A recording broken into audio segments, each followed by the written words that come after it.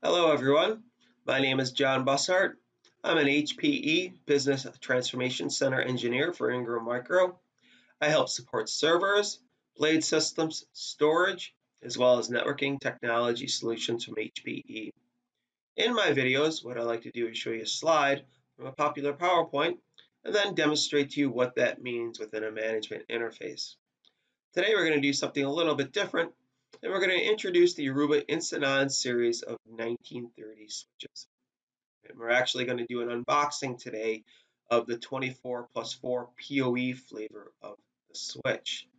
Now there are 7 different switches. There's an 8+2, 24+4, and a 48+4 PoE, as well as a non-PoE flavor of these switches.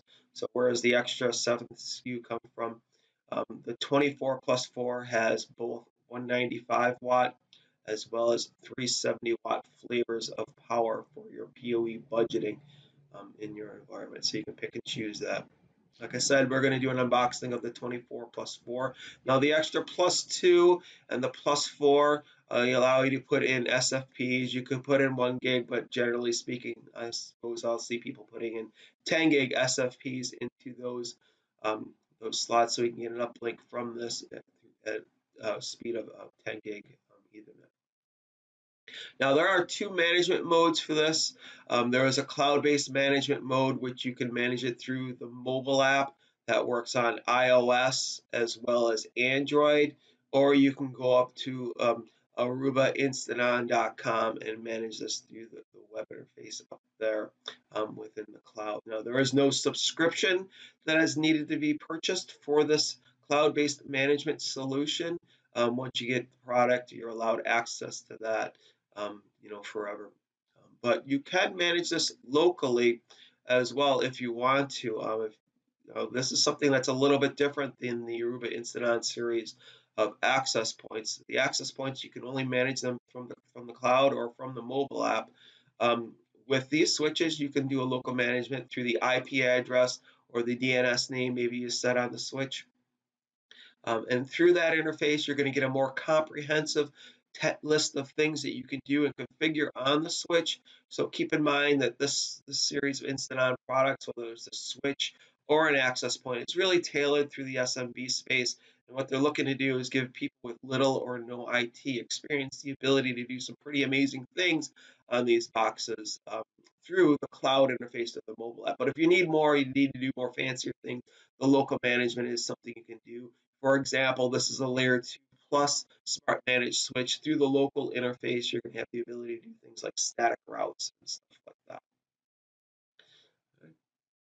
Another thing to point out is it does have a limited lifetime warranty, as well as 24/7 phone support for the first 90 days on this product.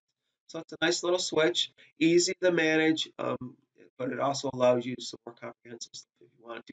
Now, if you pick the cloud management or the local management, you can go between the two, but once you pick the solution, that's going to be your management choice until you factory reset it. So for example, if I cloud manage the solution and I'm using the cloud-based management portal, or I'm using the mobile app, right, I wouldn't have access to the local management capabilities. And the same thing is true if I have local management enabled. I won't be able to manage this product or solution through the cloud itself.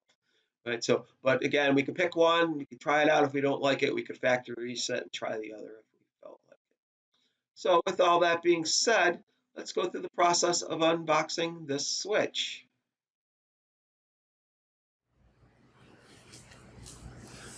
Okay, let's take a look at our Aruba Instant On 1930 24G for SFP Plus, and this guy here has the 195 watt power supply. There are versions that have a 370 watt power supply, mainly for your PoE budget on this guy. So this is a fully PoE switch. One of the things I will point out to you is that I have, as normal, opened it up, but I've put everything back in the box, as it would come. So this should be your experience if you get one of these switches and you open it up. Okay, so let's take a look at this guy. Let's look at what's inside the box.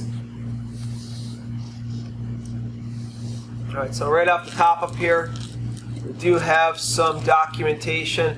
Of course, this is not necessarily anything to write home about.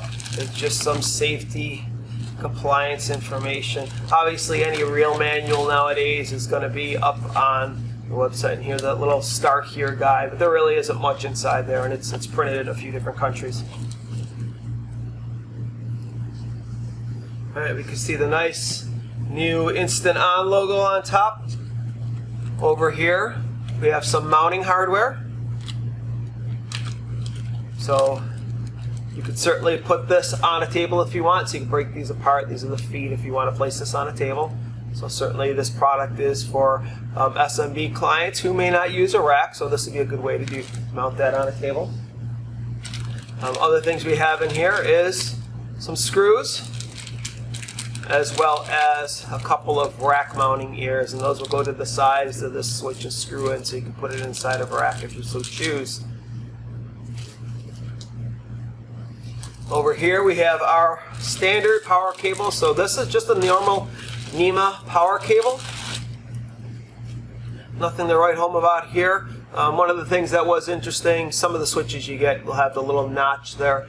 This doesn't. This is just a normal power connector that you see in most devices out there. So let's take out some of this packaging here. And then let's get this guy out of the box. We'll close this up here so we can use this as kind of a platform.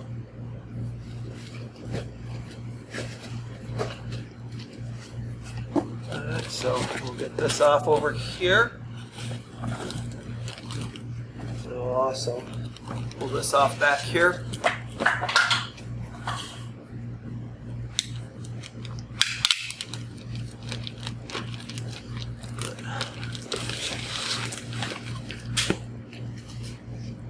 Alright, so there's our switch again. You can see the nice new Aruba Instant On logo. This has got the same coloring that you would see on the Instant On access point, so it's that nice, clean, white, refreshing look on these switches. I suppose the first thing we can do with this guy is look at the front. So again, this is a 24 port, so I got 24 1 gig PoE ports. Again, this has got the 195 watt power supply. There are versions that will have a 370 watt power supply. Over here we have 10 gig port, so you can put SFPs into these guys, and we got just the little fillers over here that we could pull out. All right, kind of like similar to what you see out there. Over here we have some LEDs. There's a cloud LED here, so that's interesting. That will turn to green if you're managing this from the cloud. So if you're managing it from the cloud, you'll manage the switch from the mobile app or from a web browser that points to portal.arubainstanton.com. That'll be green at that point.